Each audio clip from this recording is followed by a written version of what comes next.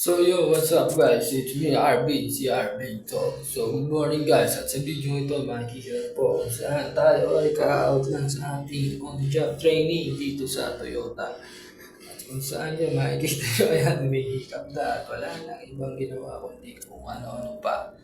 So yun, habang naghihintay tayo ng pag-alis ng shuttle pa uwi, 20 minutes after. So yun, naisipan ko mag-vlog para ma-update ang ating YouTube channel. So yun, biga ako dyan at syempre kasi malawak pa. At wala pa yung ibang ating mga kasama. So yun, naantok na talaga ako dyan kasi night shift tayo dyan mga boss. So yun, dapat tingin-tingin sa ganda ng paligid. So yun, yeah. So yun, nag-iisip yung peace tayo, kamot-kamot, pula ni Quattro. So yun guys, alright. So yun, waiting. Yun, sa wakas ay umalis na rin.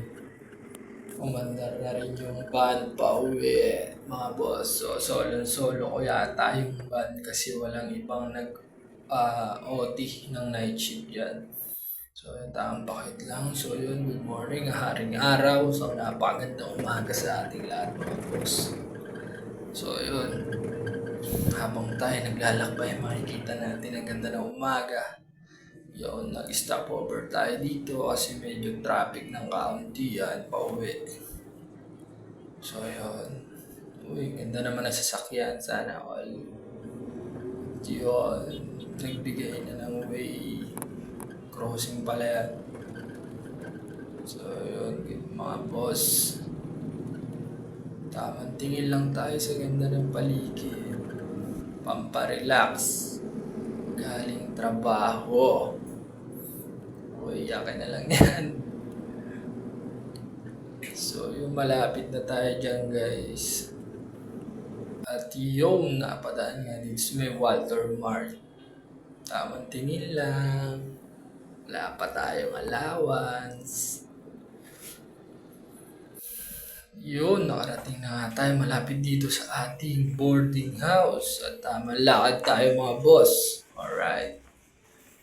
Yun o, daming mga sinampay, daming mga kalat.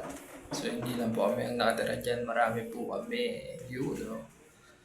At yun, kumatok na ako dyan at binuksan ko na rin ang pinto para ako makapasok na talagang di na kaya ang pagod at antok.